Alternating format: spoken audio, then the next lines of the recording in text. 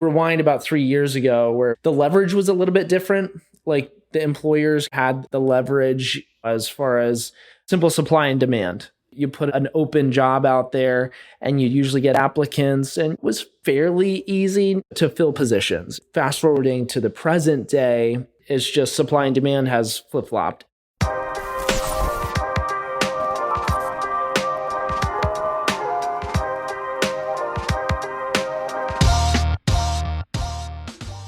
Welcome to the Construction Disruption Podcast, where we uncover the future of building and remodeling. I'm Seth Heckerman of Isaiah Industries, manufacturer of specialty metal roofing and other building materials. And today my co-host is Todd Miller, president of Isaiah Industries. Our goal here at Construction Disruption is to provide timely and forward-looking information regarding the construction world. We have great conversations spanning innovations as well as trends and practices, building materials, the labor market, and leadership. Today's guest is Sam Beiler, CEO and co-founder of Boostpoint, a social media ad creation platform for recruiters, contractors, and other small businesses.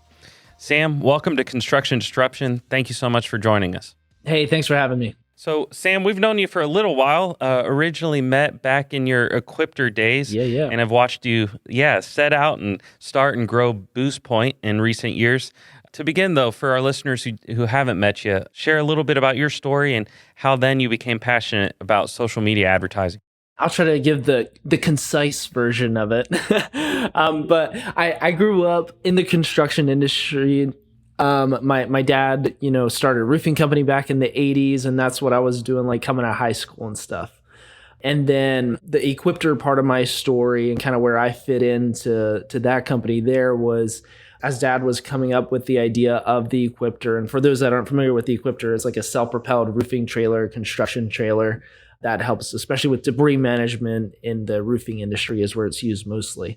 So that company started, early 2000s, and I'm trying to figure out what I want to do in my career. It's like, hey, here's family business. Start working there, and late teen years, like 18, 19, start getting a little bit interested in like more business side of things, sales, marketing. So spent about a 2-year stint in sales. And learned a ton there. Naturally, I'm kind of an introvert, and that kind of got me out of my introvert box, which was a really good and painful experience. But it definitely helped hone some of the things that I even retain today. But then the thing we were trying to figure out back, this would have been 7-8 years ago, after we really had product market fit at Equipter, great customer reviews. The product was getting close to perfected. I mean, no product's ever perfect. They're always making improvements, even on the Equipter today. But it was there. And the challenge was, hey, how do we get this in the hand of more contractors? Just that simple question. The sales model is direct to end user. So it's not necessarily like a dealership network, like some trailer manufacturers or car dealerships, a bit more like the Tesla model, direct to consumer. And so marketing is something we had experimented with, different types of tactics and stuff like that. And nothing like really clicked. We knew we had an idea that could scale, but nothing really just made that happen like we were anticipating. So I started being more curious around marketing and advertising, then took over the marketing department, built the marketing team from scratch. This was, again, about 7-8 years ago, and really started leaning into more modern ways of advertising. I mean, like this simple frame of mind where I was at, there was like, hey, we have a limited budget, but how do we spend the least amount of dollars to get in front of the most amount of people, our ideal client? And so we had done trade shows, a lot of more traditional types of advertisings, and not so much on the digital side. And then, this was right when Facebook started becoming a thing for businesses. It was like still new to have a Facebook business page and stuff.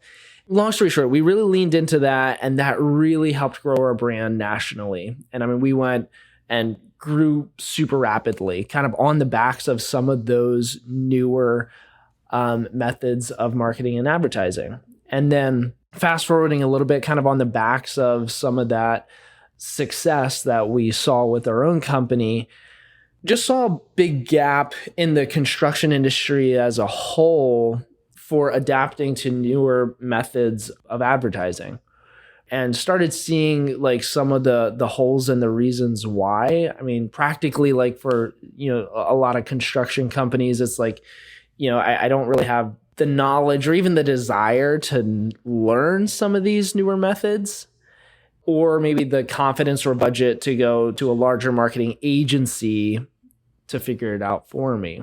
And that was then the light bulb moment of Boostpoint, where it's like, hey, I feel like we can solve this problem through technology and software. And then so that put me on the journey of founding Boostpoint. Very cool. Well, yeah, what an incredible example of what the power of good marketing and tapping into those new kind of forward-thinking options are with Equipter. It seems like every roofer in the country now has one or is envious of those roofers that do. So it's incredible how that growth has been. What's that been like for your family business for 30 years and, roofing, and then all of a sudden worked really hard to get into this and the success that's come? Amazing. It's been a really great journey. It's one of the things I love about America and the entrepreneurial journey that's available for anyone. And I feel like my dad was really able to lean into that and really build something really great and bring the family into that. And it's been a great experience. Yep. Well, I mean, really, if you talk about disruptors, the Equipter has been a huge disruptor in the roofing industry. It really has. So kudos to your family. It has. And I think some of that gave me, I wasn't necessarily one of those entrepreneurs that grew up 10, 15 years old selling stuff and like, oh, I want to start a business someday, and that type of story. But it just kind of grew on me. And it's like, I see it's the environment that I've always been in. And so the idea to start a software company, it definitely felt like risk and all the things related to starting a business, but it seemed kind of normal just because of like, that's what I've experienced and seen other people do around me. Sure. Well, yeah, being so close to the power of an idea and what can happen gives you all the more confidence, I'm sure. And why not your idea then? That's awesome. And yeah, these two introverts here commiserate with you and the need to being forced to break that box when you have to go out and sell something. So you have no other choice. No other choice. Right. So I knew Boostpoint originally founded as this platform for small businesses, home service companies to generate consumer leads. But watching you the last couple of years, there's been this pivot to leveraging that software and technology and expertise to help those same companies and others solve the skilled labor shortage. So tell us how that happened and what that looks like then today. Yeah, so when we founded Boostpoint about 3.5 years ago, like our mission was to solve some of the biggest growth problems for companies. And at that point, when you talk to the average construction company or company as a whole, the biggest barrier to growth was, hey, I need more customers. Like we need to build revenue. And then this thing called COVID happened and kind of flipped the labor market as we know it. And then we just started hearing from our customers and other companies. It's like the biggest barrier to growth changed from I need more customers to I need more workers. And so we listened to that and we were like, hey, we feel like our platform can solve that problem as well. And so, there was just kind of a chain of events that kind of led us to really leaning into that primarily. I really believe it as a brand, as a company, like you want to do one thing better than everybody else versus trying to do, 5 different things kind of, okay-ish. And so we decided, it was about a year and a half ago, that after we, saw some success with companies leveraging our platform for talent acquisition, we were like, hey, this is what we're going to lean into and build the company around and tackle this problem, the labor shortage problem, and how companies can leverage social media platforms, advertising to help solve that. Awesome. So what are some of the details? What does that look like? And it's on the nuts and bolts of how Boostpoint helps, and would love to hear like a case study or story about what that has meant for one of your clients. I'll maybe preface it with kind of what I've seen happen in the labor field. You rewind about 3 years ago where it was just the leverage was a little bit different. Like the employers kind of had the leverage, as far as simple supply and demand. You put an open job out there and you usually get applicants, and it was fairly easy, not always, but like to fill positions. It wasn't, for the most part, it was you put the word out there and organically you could often fill positions. Fast forwarding to the present day, it's just supply and demand has flip-flopped. And so it's just harder, which means you need to get in front of prospective employees sooner. And because like people aren't searching online job boards like they used to. It used to be like, 5 years ago, hey, you need to fill your positions, throw something on Indeed, throw something, maybe on your website, and you get a bunch of applicants and you could, filter through those and find a couple key good employees, where that's not the reality anymore. So what we found through leveraging Facebook, Instagram, and the advertising platform of these, the most cost-effective way, get in front of your prospective employees even before they're searching for a new job. The reality is that 73% of candidates are in this category of passive candidates. So they're not actively searching job boards like Indeed, ZipRecruiter, and other platforms.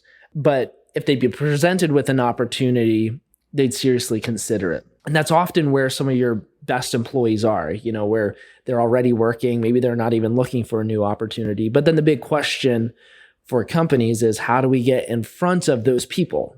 And so that's where our platform really comes in. So as far as like the practical, like how we jump in and help HR team or talent acquisition team or whoever manages hiring for a company can easily jump into our platform and create their own talent acquisition and recruiting ads on Facebook and Instagram without having a ton of like previous like Facebook ads experience or marketing experience as a whole. And our platform, within 5-10 minutes, you can launch a very targeted job ad, targeting the right people, and then also like attracting those people to apply. And then we also have a messaging component, automated like text messaging to engage candidates as they're coming in. Because then the second thing is like, all right, now that you've increased your applicant flow with qualified candidates, how do you connect with them quickly, engage with them, schedule interviews, and ultimately get them hired? So our platform helps, attracting, but then also, through the hiring journey to connecting with the candidates and applicants to ultimately get them hired. Wow, that's powerful. That stat, 73% are passive job seekers. That's, changes the perspective for sure. Yeah, it's huge. Like one example of a client we just talked to this week, they just started on our platform like 3-4 weeks ago, I believe. And they were kind of like banging their heads up against their wall because Indeed was the big source that they were leveraging prior, and just applicant flow just was declining and getting more and more expensive to attract applicants to their open positions. And they started with our platform, and within the first 2 weeks, they were able to generate over 70 applicants and filled their 3 to 5 positions that were most urgent within the first 2-3 weeks. And so it's been a really fun experience, solving this problem for a lot of different companies. Yeah, that's awesome. It was Frank Farmer, a past guest on the podcast and one of our dealers who also is a consultant for home improvement companies. He had a webinar last week about his hiring and recruiting practices. He made the similar point, that your ideal candidate is not out there looking for a job. They're looking for someone else. And, the Wall Street Journal, either this morning or yesterday, had an article with the headline, pretty much, you have to try really hard to get fired these days. And so it's becoming, not only are they not looking, but, even so, they're in such dire need that the good ones are definitely out there employed and people are holding on to them. So you have to break through and get that message proactively in front of them, like you're helping people do. It's crazy. Just like some of the stats behind what we feel every day in the hiring market is, you rewind about a year ago, there were about 7 million job openings in the US. fast forwarding to now, there's, I believe, over 11 million was March or April's numbers. And unemployment is down to about 3.7%. And pre-COVID unemployment was 3.5% unemployment. So it's just like, those are the numbers that behind what we experience every day that makes it difficult to find key employees. Yeah, no doubt. So as you're in the trenches with these clients, it's a challenge for every organization, regardless of the quality of your organization currently.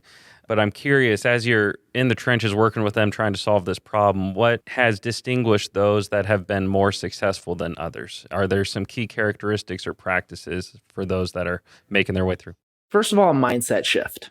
The employers that still have this mindset of we have the leverage, like we're the best company, people should just be, knocking on our door to work for us because we're better than everybody else. That's just no longer the case, where really you need to think about it more like you think about marketing and advertising for attracting customers, and think about it more in that way. It's like, what types of strategies and resources do you put behind customer acquisition, and kind of build those.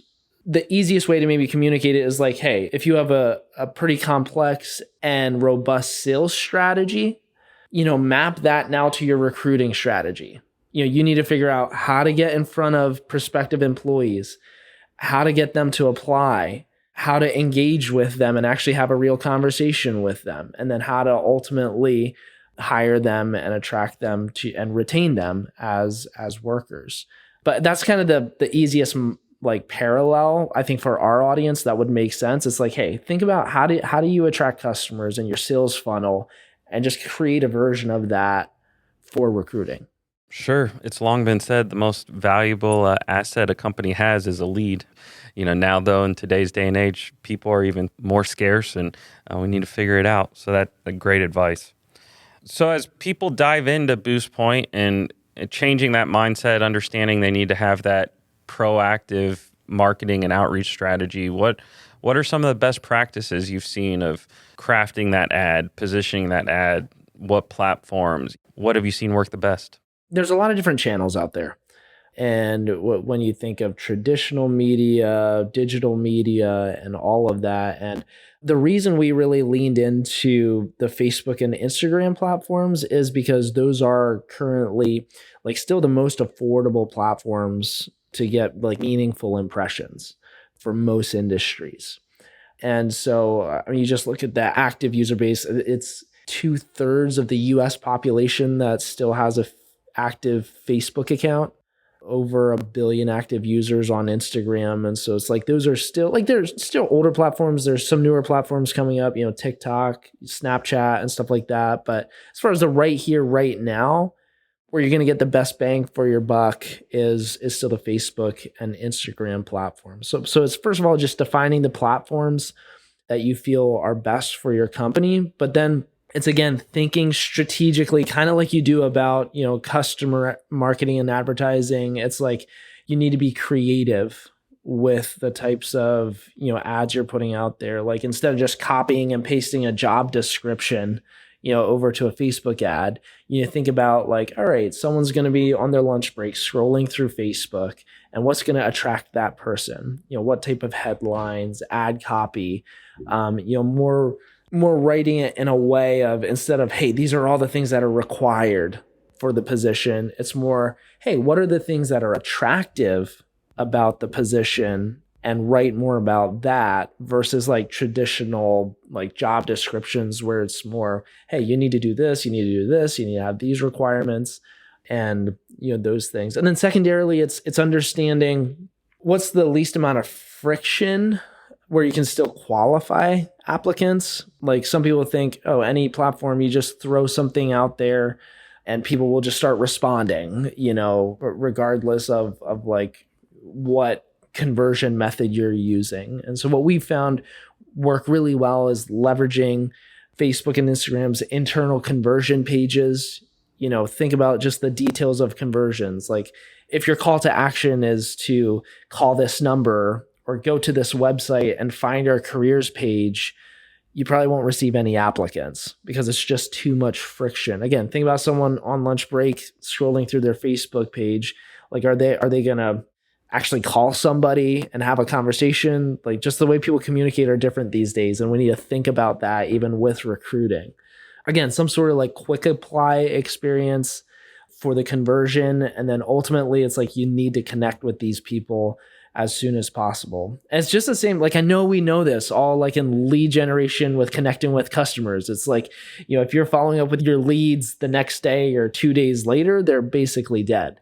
But if you can connect with them within minutes of converting, that's when you actually have a real chance of making a meaningful connection with a lead. And it's just the same with candidates and applicants applying for your open positions. Sure. Yeah, it's more and more obvious how parallel this mindset needs to be. So write an ad that either gains them pleasure or helps them avoid pain and what's in it for them. And then, get in touch with them quickly and easily. Yep, that's it. Excellent. As someone signs up with Boostpoint, I imagine that your team helps your clients along through this process. So I'm curious, what does that customer experience look like for a small business working with Boostpoint, and what does that relationship look like? Once someone is like, hey, this seems like it might be a good fit for us, you can go to boostpoint.com, find out about it, maybe schedule a demo. But then if someone is, engages with us, like, hey, we have open positions that we need to fill. So we have, first of all, a platform, that we've built. We are a software company that is super user friendly. You create an account and it's pretty self-explanatory, just leveraging the software and the platform itself. But then we do have a customer success team as well that does we have a custom onboarding experience. We help even tailor some of your first ad templates. Hey, show us some of your job descriptions. We'll go ahead and write several ads for you so that you're well equipped with even high converting ads. But it's pretty simple. It's like, getting your ads live as soon as possible and making sure you're equipped with the knowledge to do this on a continual basis and to ultimately be successful with our platform. Awesome. I know, definitely of interest and a huge value to many of the people who are listening, and hope they reach out to start that conversation. Diving back into your story of starting Boostpoint, I'm sure it's been quite the adventure of diving into this, setting out, starting a business, all while you still have a young family at home, I know.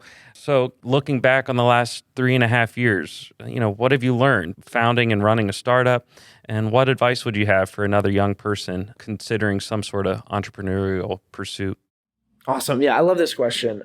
It's definitely something that's like really close to my heart as far as like entrepreneurism, like starting a business myself, going through all those emotional highs and lows of the continual place. Like, you never really get out of that phase, I don't think, in a business. Like, I even look at my dad and their business. It's like no matter what, you'll have ups and downs, and it's not just the start of a business. But I do think it is a little concentrated within the first several years of starting a business. Maybe a couple of things of advice is like, before you start a business, you want to make sure you're a master of your craft and really providing serious value and not just in love with the idea of starting a business.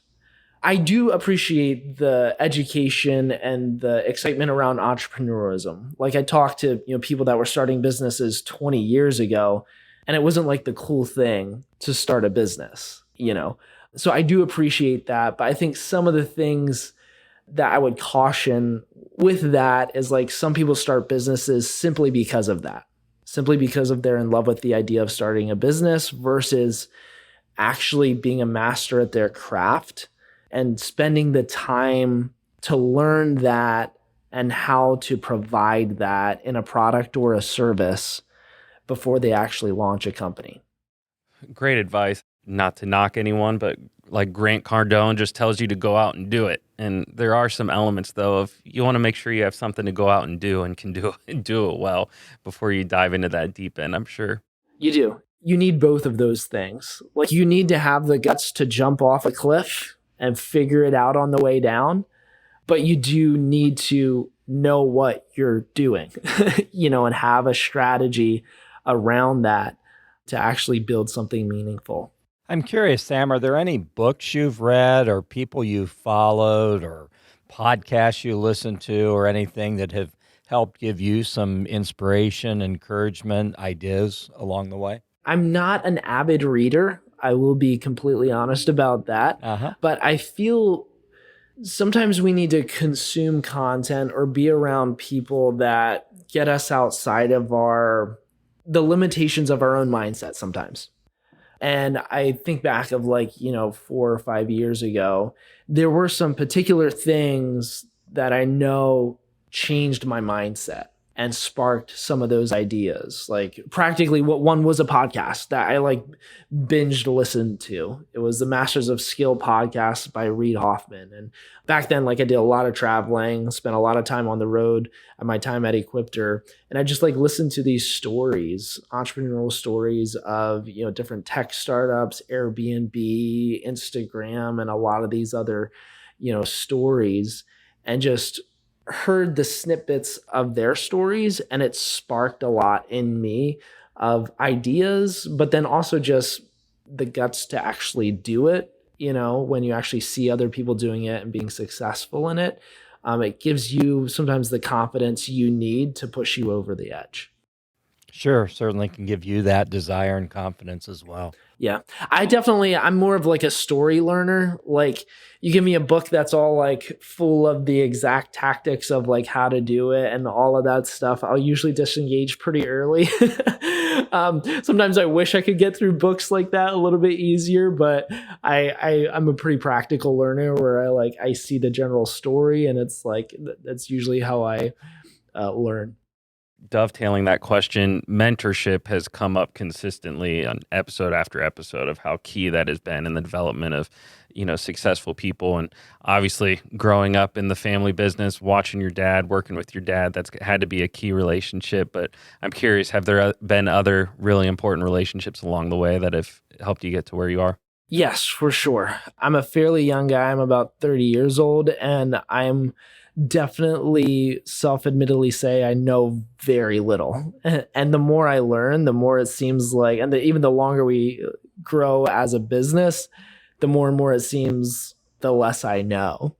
And things that have helped fill those gaps for me, though, I'd say above anything else, have been relationships.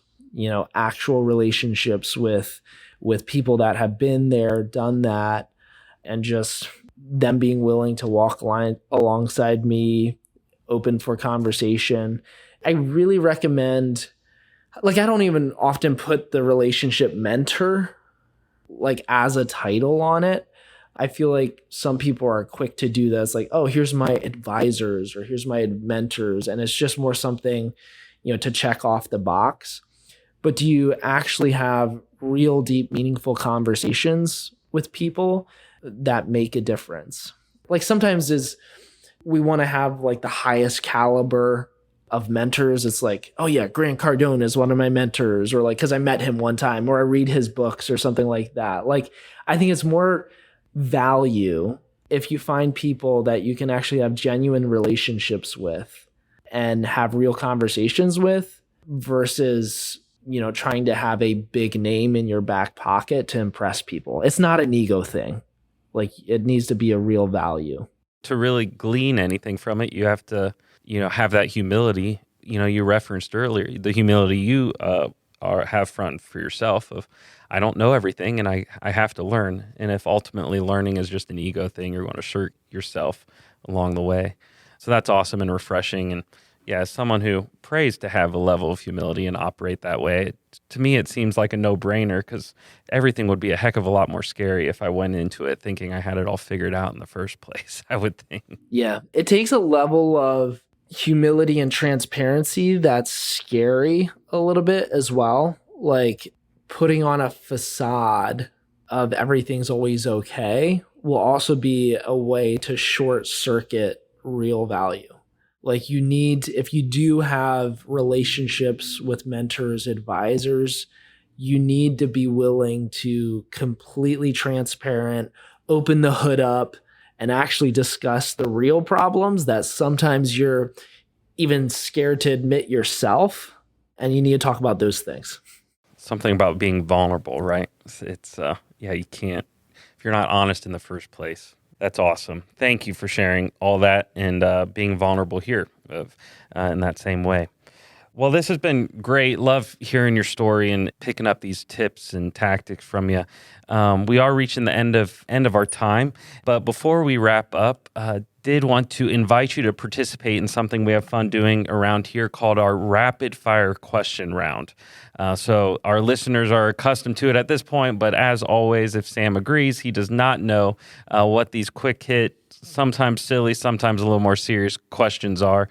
Sam, are you willing to roll with us through rapid fire? 100%. I'm always down for everything. Awesome. Here, so we'll alternate these questions here. I'll let Todd go first, and I don't think I've said there's 7 of them, so you count on my fingers. Have to bear with us through 7. Okay, question number 1. What is your favorite hobby? Okay, it used to be like photography and videography. Now it's food. Cooking or just eating? Cooking. Awesome. I mean, this time of year now we're getting into smoking meats, grilling, all of that. But this winter it was like a lot of like seafood, like anything really. Awesome. Very cool. Question number 2. Do you prefer the top or bottom half of the bagel? Top all the way. Especially on everything bagels. So my wife, she's learned the art of sourdough about 4 years ago.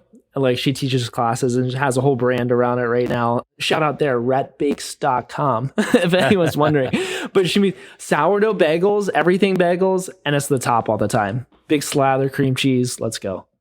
I'm there with you. Question. Oh, what was her website again? Let me make sure I hear that right. Rhett Bakes, RET bakes.com. Awesome. I thought you said rat bakes at first. And I'm thinking that just doesn't sound good.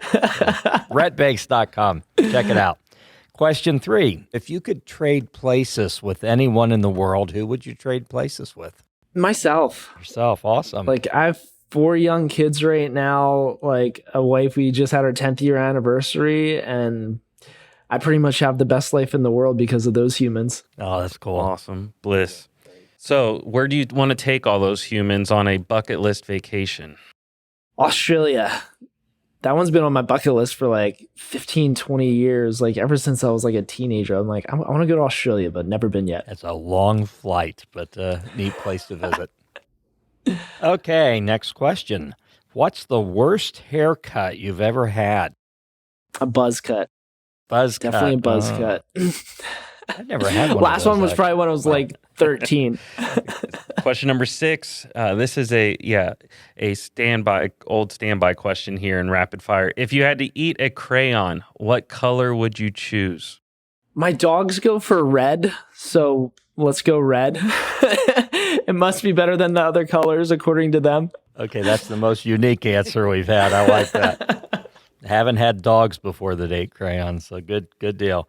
Okay, last question. What is the best advice you've ever received from someone? Ooh. All right, I'll choose this one. That's a hard question.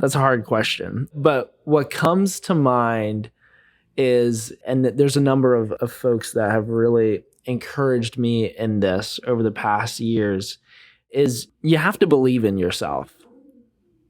Like whether you're starting a business or whatever you're doing, like you have to have the core belief of that you can do this. That's a good answer.